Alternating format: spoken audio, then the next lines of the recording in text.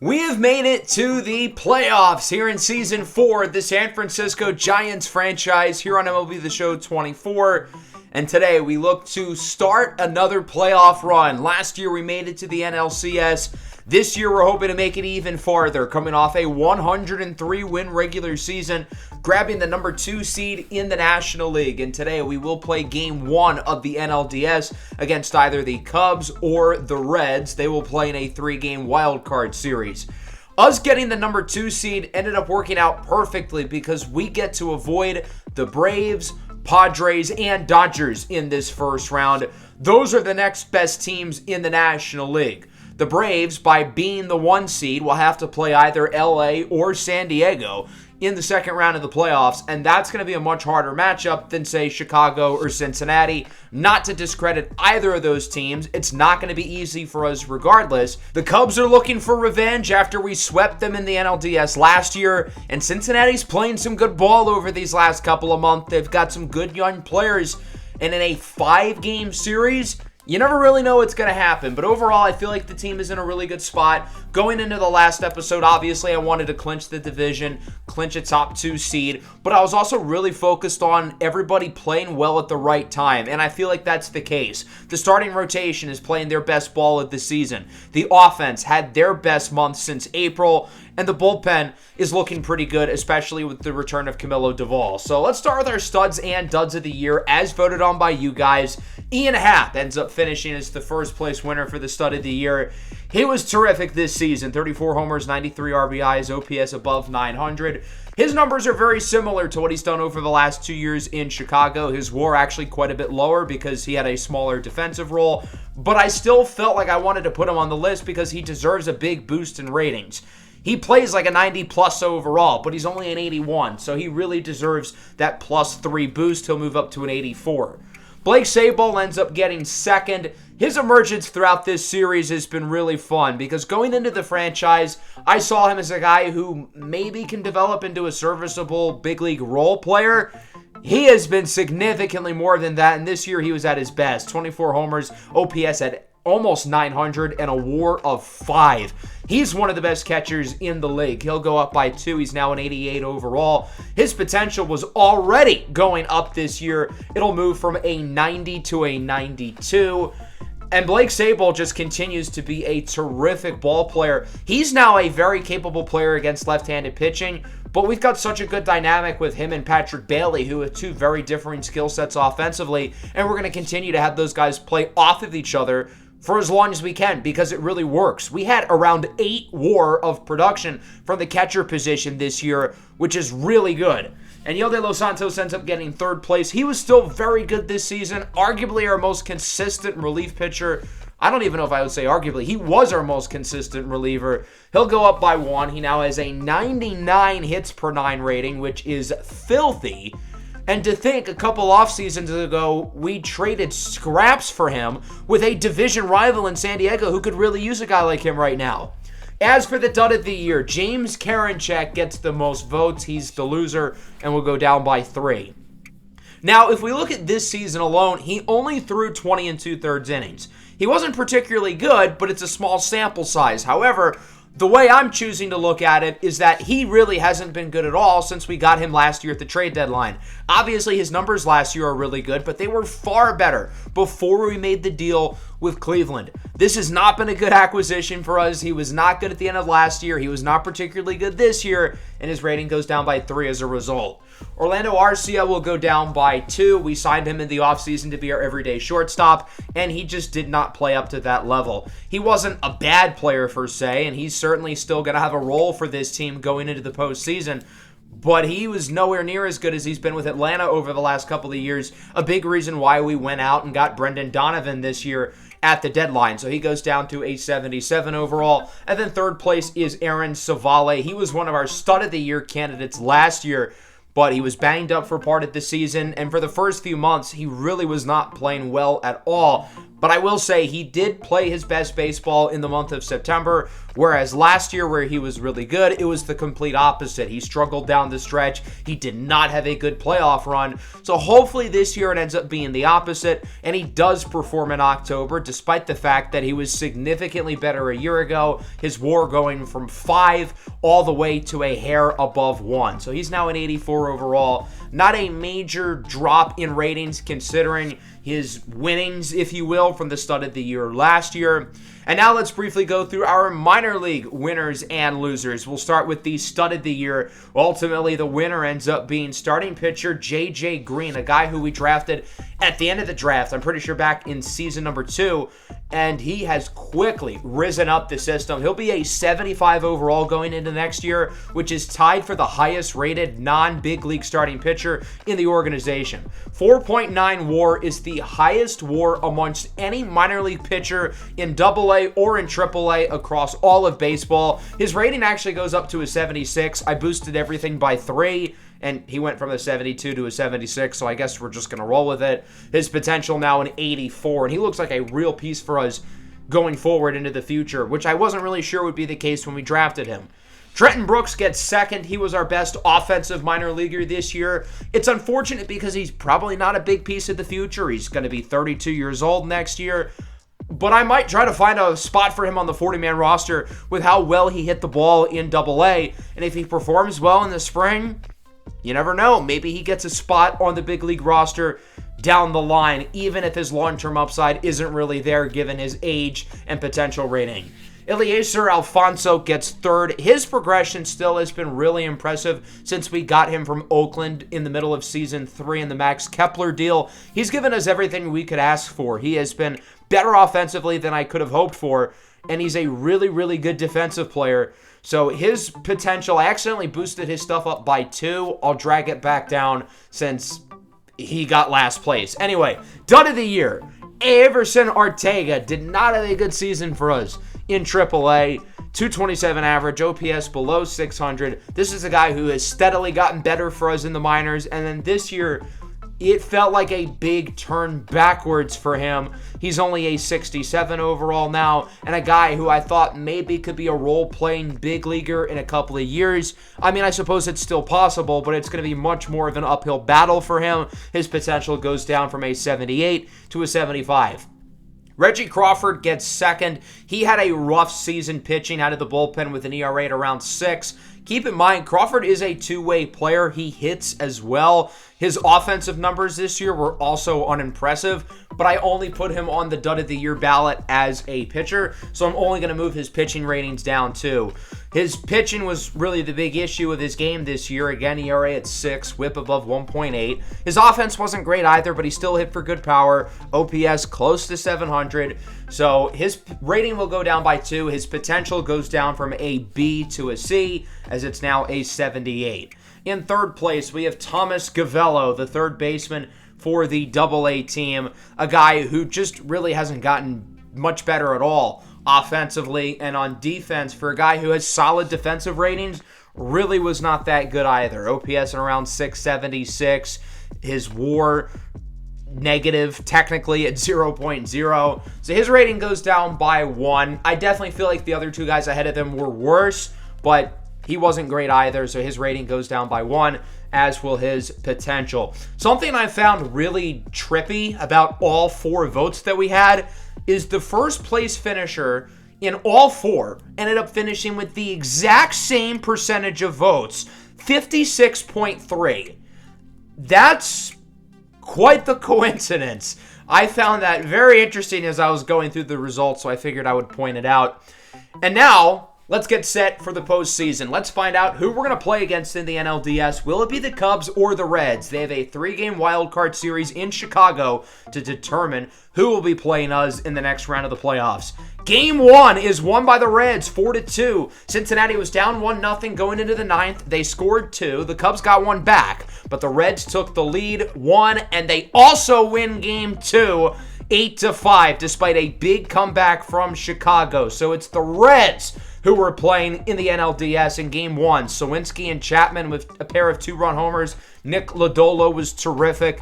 And then in Game 2, the bats were a lot more consistent. 13 hits, 4 walks, driving in 8 runs with homers for Keibert Ruiz and Christian Encarnacion Strand, and a really good start from Tyler Glasnow. I was fully coming into this expecting to get a rematch with the Chicago Cubs, but that's not going to end up being the case as we look at some other results. Cleveland will play Houston, Minnesota will play Toronto, and the Dodgers lose to San Diego. The Padres will end up playing Atlanta. So the Dodgers super team with Mike Trout, Shohei Ohtani, Mookie Betts, Tristan Casas, Kyle Tucker, they are out in the wild card round. Let's look at this Reds team, a really, really good roster, but they are banged up. Multiple key players on the IL who won't be available for them in this series. Matt McClain in the infield, really important piece for them. Ellie De La Cruz, the dynamic superstar, and then Hunter Green in the rotation. The Reds rely on having a lot of guys who hit lefties well, so Chapman might be the most important loss of the group, but Ellie's definitely the best player here, and arguably their second best player other than Juan Soto. He has blossomed into a stud for them. And then Hunter Green, the ERA and the whip numbers really aren't great, but he's a better pitcher than those numbers suggest. But despite those injuries, this is still a tough team, and they were able to sweep Chicago without all 3 of them. The best player here is Juan Soto in his 3rd season with Cincinnati, still playing at a very high level. The WAR is kind of low. He was used as a DH a lot this year, and even though the WAR number isn't that high, I'm not going to get fooled. Juan Soto is one of the best pure hitters in the game. Now, as you'll see here, this Reds team is dominated by lefties, and we're going to look to take advantage of that. Our lefty arms are going to have to step up for us, especially with a guy like Matt McClain, who mashes against lefties, being unavailable for them throughout the duration of the playoffs. The rotation is certainly the strength of this team. Former Giant Tristan McKenzie, who was part of the Sandy Alcantara trade, will pitch in Game 1. He's played really well since the move to Cincinnati, and that deal looks like a win-win for both sides. The rest of this rotation is awesome with Nick Lodolo, Tyler Glasnow. It gets a little questionable towards the end with Abbott and Petty, but if this series goes deep, I wouldn't be surprised to see McKenzie or Lodolo turn around for Games 4 and 5. The bullpen isn't overly deep, but they have Alexis Diaz, who's really good. The rest of the pen is a question, though, and a weak spot for them. We've got to decide now who's going to be on the big league roster for the postseason. We have to send 8 players down. There were some easy decisions like Carson Whisenhunt, Hayden Birdsong. The toughest decision was regarding the bullpen. I decided not to have Yariel Rodriguez on the playoff roster. Really tough choice, though, because Rodriguez has played really well over the last month or so. As for position players, there were some interesting choices here, most notably in the infield. I had to decide between Zach DeZenzo and Leover Peguero. We're going to go with Peggy here. DeZenzo played more for us in the big leagues, and he started some games last year in the playoffs. But with the addition of guys like Orlando Arcia and Brendan Donovan, we're not going to need either of these guys to start. So I might as well choose the better offensive player, and that's Leover Peguero. And if we need him as a defensive sub, I trust him out there. He does have a good glove. Heliot Ramos and Brennan Davis will be the other 2 players who are sent down, and our 26-man roster is now decided. And this is basically our mock lineup against both sides of the plate. The big storyline is going to be how we utilize Tommy Rogers. He started the year off really poorly, but over the last 4 months, he's played quite well, and he's one of our best 9 players. He needs to start just about every day. I'm not really sure if I want him at the top of the lineup or the bottom. I think against lefties, he'll lead off, and against righties, he'll bat in the 9 slot. Otherwise, the lineup is about what you would expect. The rotation, not so much. Who do you think we're going to start in Game 1? You'd expect Logan Webb. It's not going to be him. It's also not going to be Sandy Alcantara.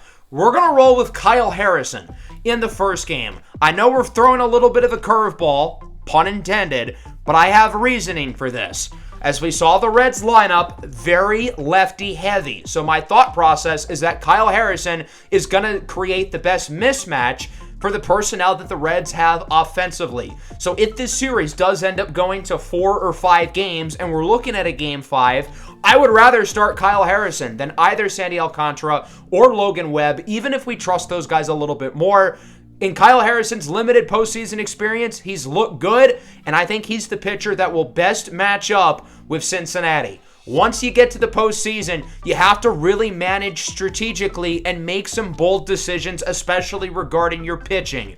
This will be our first bold pitching decision of this year's postseason. Rolling with Kyle Harrison here in Game 1 against his former teammate and rotation mate, Triston McKenzie. It would have been a cool storyline to have him go against Sandy Alcantara, the two guys who were traded for each other, but the plan is that Sandy Alcantara will go in Game 2. Logan Webb, who's normally the ace, who's usually first in line for the staff, he will go in Game 3, and then after that, if we do go beyond 3 games, who really knows? We'll figure it out as it goes. The Giants are coming off a fun playoff run last year with this core. They make it back with 103 wins, but we're no longer the new kids on the block. We've seen what it's like to play in the playoffs, and we are hungry for more. Here's a look at both lineups, and here's a look at Kyle Harrison. The Giants making the surprise decision by rolling with him here in Game 1, but it speaks to how good he's been over the last couple of years. He missed a large chunk of the summer with an injury, but since he's gotten back, he's pitched really well. He's been arguably our best arm over the last 6 weeks. TJ Friedl starts things off up the middle. Donovan with a nice play. Throw to first is not in time. An infield single for TJ Friedl. But we're going to take a look at this one. We figure this might be the closest call we get to challenge today. So why not have the officials take another look at it, even if in real time he probably was safe. So let's look at the replay here. As you can see right there, foot hits the bag before the ball's in Stone Garrett's glove, and the play will stand. That'll bring up Tyler Wade off of Harrison's foot. Barehanded throw in time by Murakami as the other runner makes it to second. A 1-5-3 ground out. If that didn't hit Harrison's foot, it probably goes for a base hit. Unfortunately, Kyle Harrison's a little bit shaken up, but he's a tough cookie. He's going to stay in the game. That'll bring up Juan Soto. Liner to first, caught by Garrett. Sends it to second, and he doubles him up! What a heads-up play by Stone Garrett to end the inning. First of all, a nice grab at first base off the liner by Soto. Really heads-up play to throw it to second. He figures, I might as well try, and it works. We caught Friedl lacking to turn 2. Into the bottom of the first, the former Giant, Triston McKenzie. We signed him this offseason. Didn't really work out. Packaged him to get Sandy Alcantara, and he has performed really well with Cincinnati. This trade so far has been a massive win-win across the board. McKenzie looking good in this first inning, looking to retire the side, but he lets up a walk to Munetaka Murakami, who reaches base with 2 away. That'll bring up Stone Garrett, who had some big hits for us late throughout the season. 2-2, sends it into the gap, perfectly places it into Triple's alley, and this run should score with no problem. Garrett rounds second. He's headed for third. It's an RBI triple for Stone Garrett, and the San Francisco Giants strike first here in the bottom of the first inning. Stone Garrett with an RBI triple, and Blake Sabol sends him in. Rips a single into center. 2-0 Giants. Talk about setting the tone at the plate. The offense coming to play early. They know what's up for grabs here in a best-of-5 series. You can't start slow, and these guys are not starting slow at all. Donovan pops it up into the shallow outfield. It is caught at short, but a good start here for San Francisco. They drive in a pair with an RBI triple by Stone Garrett, and Blake Sabol brings him home with a single as we move into the second. Kyle Harrison looked pretty good in that first inning. The Giants able to turn the double play as he faces off against former Giant Joey Gallo, who goes down on the slider. Gallo's played for 4 teams in 4 years. He's played pretty well over the last couple of seasons, though, in a number of different spots. Alex Verdugo now 1-2. Got him on the fastball. The first 5 batters for Cincinnati are lefties. Odd that they're facing off against a lefty. Their first righty is Christian Encarnacion Strand, who had a breakout season for them. Homered in Game 2 against the Cubs, and he swings and misses at the fastball. Kyle Harrison strikes out the side, and it remains 2-0 as we go into the bottom half of the frame. Johnny Hackman, the rookie out of the University of Michigan, gets his first career postseason at bat, and he goes down looking. Not the first playoff at bat he was hoping for, as that'll bring up J.P. Crawford, who had a really good playoff run last year. And Crawford launches it into right field. That ball is long gone. A splash shot into the cove. And it's 3-0 Giants. A splash shot in the postseason for J.P. Crawford. What a moment for the Giants as they add to the lead. The power was a little inconsistent this year for J.P., but in his first at-bat of the playoffs, he launches a rocket into right field, clears the deck with ease into the cove, and it's 3-0 Giants. That'll bring up Tommy Rogers, batting in the 9 slot today. Goes down looking on the fastball. He thought that was ball 4. Doesn't get the call. 2-1 now for Jung-Hoo Lee. Bloops it into center. Friedel tracks it down, makes the play. But another good inning for the Giants with the homer by J.P. Crawford. San Francisco leads it 3-0. The offense firing early. Something I find really cool here that I never really noticed with this park before is that it updates the splash shots number in right field. As you can see, it's 105 before J.P. Crawford is up, hits his home run. Let's go to the next at-bat. It switches to 106 once Tommy Rogers is up. I didn't know they actually switched it here in game. That's pretty awesome. Into the third, the former Giant, Matt Chapman, gets that one past the glove of Murakami for a base hit. We've made a number of big deals in this series with the Reds. It wasn't just the Sandy Alcantara trade, but also the Matt Chapman-Jonathan India swap, which so far in hindsight has been a win for the Reds, with India not on our roster and Edwin Arroyo having torn his ACL this year in the minors. Runner goes for second. He's barely safe off the wild pitch. Chapman took about 5 business days to make it over to second. He's lucky he was safe. But now there's a runner in scoring position. Full count for Tyler Callahan. He draws a walk, and the Reds get another runner aboard. They have to capitalize here. This is their best opportunity to put themselves back into the game early. 2-2 for Friedel. That one is down the line and foul.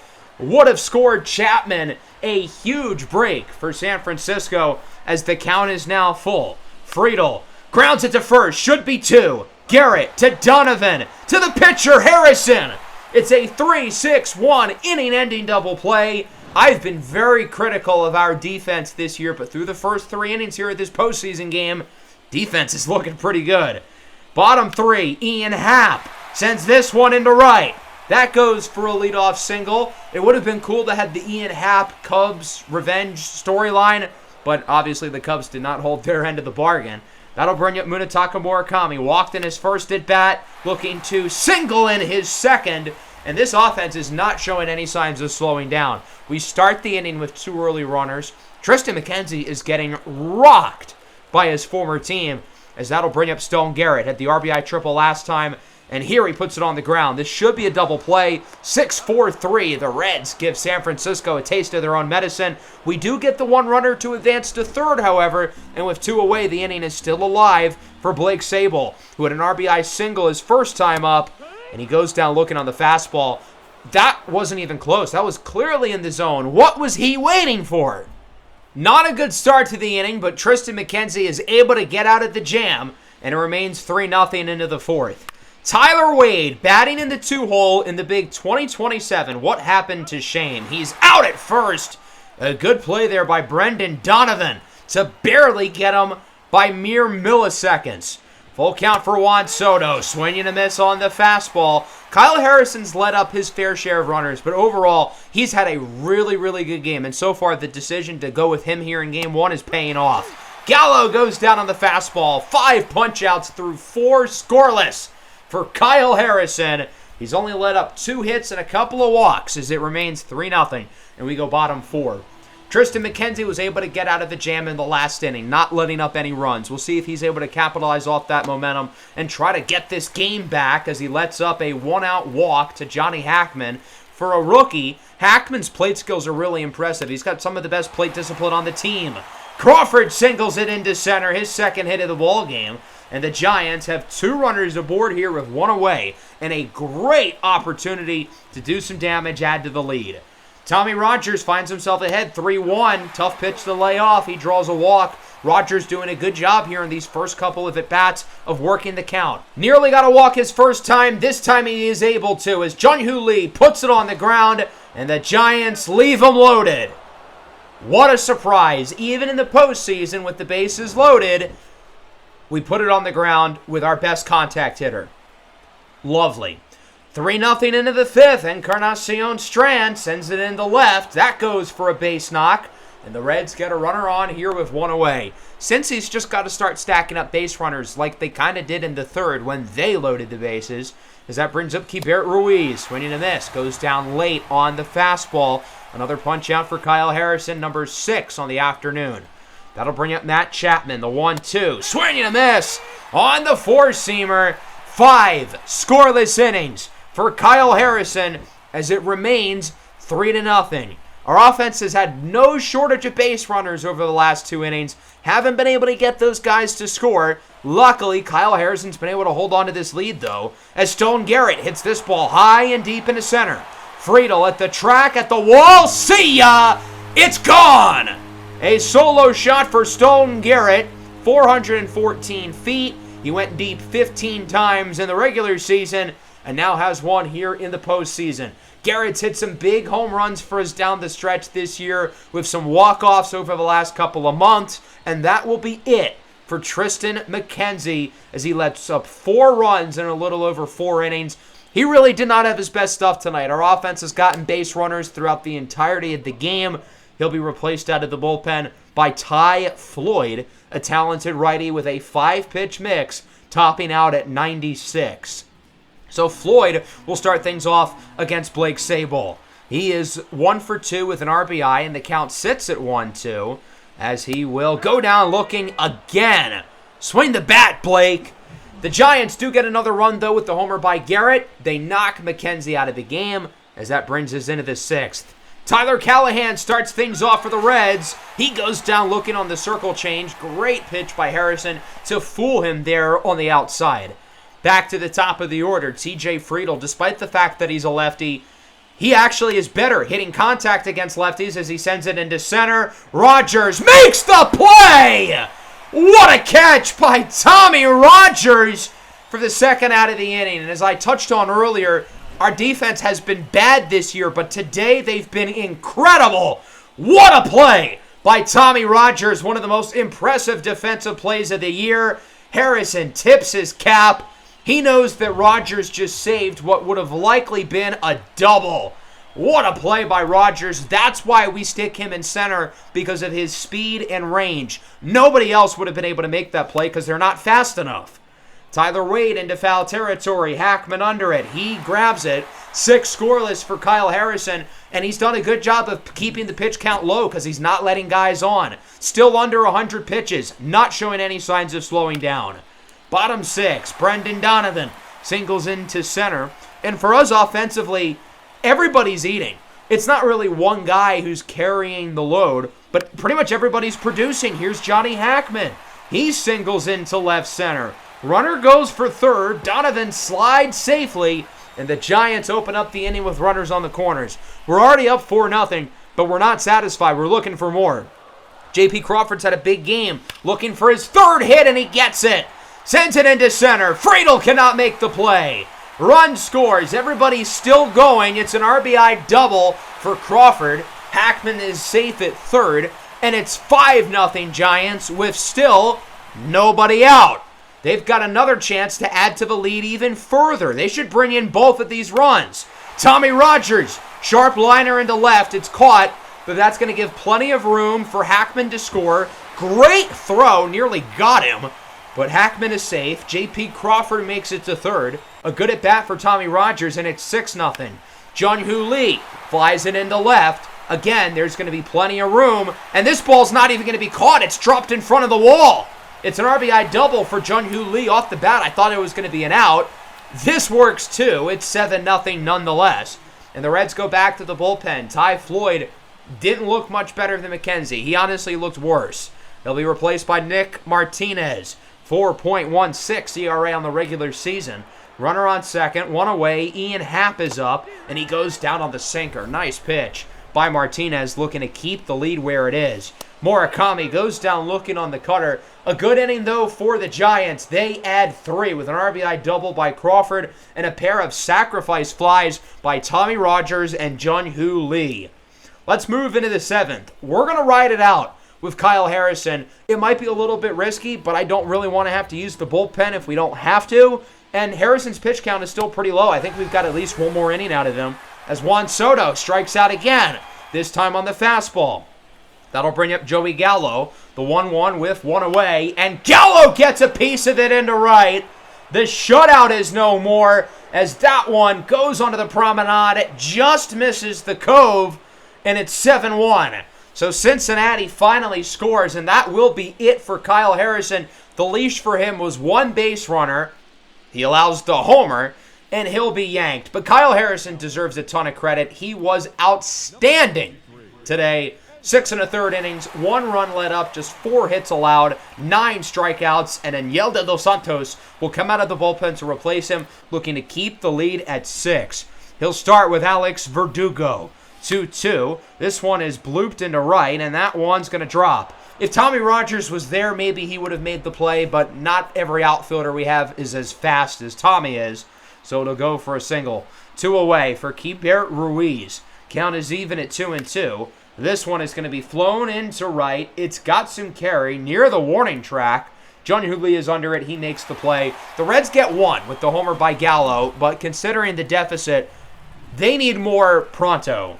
Bottom 7, Donovan up with 2 away. Nick Martinez certainly doing his job, but he's not going to retire this side. Brendan Donovan with an opposite field single, his second base knock of the afternoon. And the Giants got a runner on for Kyler Rodriguez, who comes in off the bench for Johnny Hackman. Hackman's had a good game, but I want to switch up the deck. I want to get Kyler in at bat. He singles into center. Donovan's going to be aggressive, goes for third. He is safe as the throw is offline from center field.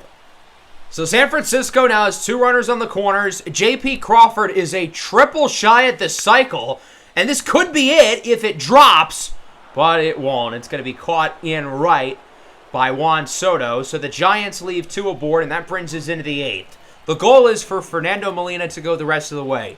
I don't want to have to use this bullpen. I want to keep these guys energized and refreshed for games 2 and beyond. So we'll see if Molina's able to shut the door. Struggled last year in limited postseason opportunity, but obviously in a much higher regular season sample size, he's been a really good player. Lets up a single with 2 outs to TJ Friedl, so he's unable to get the perfect inning. Friedl is aboard. That'll bring up Tyler Wade. 1-2. Wade sends it the opposite way. Singles in to left. And the Reds are getting a little something going here. 2 on, 2 out. A big hit from Juan Soto could bring him back in the game. The 1-1. Soto sends it into the gap. Places it in Triple's alley. Lee can't make the play. Rogers is going to have to get to it quick. Both runs will score. It's an RBI double for Juan Soto. Might the door be open for Cincinnati? It's 7-3. The Reds could be back in the game. Joey Gallo homered in his last at-bat. That's going to be a wild pitch. Soto barely safe at third. Again, the Reds have been slow with these steals. They're lucky that they're not being thrown out. 3-2 for Gallo. He draws a walk. That was a close one. And we've got to take out Fernando Molina. In hindsight, we probably should have after the double by Soto. Better late than never. And with the lefty up Verdugo, we're going to bring in one of our lefties, Gabe Spire. This is going to be a big postseason series for all of our lefties in the bullpen. Spire, Romero, Cabrera, and Spire passes his first test with flying colors. Strikes out Verdugo, still 7-3. Reds get a couple, but obviously they still trail big. Ian Jibo is out of the bullpen for the Reds. He pitched in both games against Chicago, let up a run in the second. As Tommy Rogers leads off the inning, hitless, but has been productive today, and he sends it into Triple's alley, and with his speed, he's thinking inside the Parker. Rogers rounds second, heads for third. The Reds get it in quick enough. Could have been a close play at the plate. I think he would have been out. Not worth the risk. A leadoff triple for Tommy Rogers. All 10 players who have gotten in at bat for us have at least 1 hit today. That's pretty remarkable. Jung-Hoo Lee draws a walk, and the Giants lead the inning off with 2 early runners. They don't want to have to worry about the 9th inning. They want to end this game now. Ian Happ lines a single to right. Rogers obviously scores, and it's 8-3. A big start to the bottom of the 8th for San Francisco. That'll bring up Munetaka Murakami behind 1-2, and he goes down on the fastball. If Munetaka Murakami did not swing and miss as much, he'd be like Barry Bonds, as Matt Barnes is out of the bullpen for the Reds with a rough outing from Jaibo, letting up 3 base runners. Stone Garrett goes down looking on the 12-6 curve. A nice pitch by Barnes. Blake Sabol now. This ball's taking a ride. High and deep into right center. At the track, at the wall, it's gone! 3-run homer for Blake Sabol, and the Giants put an exclamation point onto Game 1. They now lead it 11-3. The Bats have come out to play. Easily one of our best offensive performances of the year. Everybody's eating as it's an 8-run game. Brennan Donovan hits it high and deep into center. At the track, at the wall, it's caught. No back-to-back homers, but San Francisco scores 4. Headlined by a 3-run shot by Sabol. I had Camilo Duvall warming up, but with our big inning, we're not going to need him. Instead, it'll be John Schreiber, who comes out of the bullpen looking to slam the door and put the Giants up 1-0. Runner on, 1 away. Matt Chapman sends this one into right field. It'll go into the corner. The Reds are going to continue to fight at the very least, as they now have a pair of runners in scoring position. Could this be the start of a rally? All they need is 8. TJ Friedel 1-2 with 2 away. Pops it up into shallow left. Donovan's under it, and the Giants win Game 1, and they do so decisively. 11-3, your final score. The offense was brilliant in this game. We drew walks. We were able to get through big counts. Obviously, we hit the ball well. The situational clutch hitting was good. We hit for power, 3 long balls. And again, it wasn't a couple of guys who produced. It was everybody.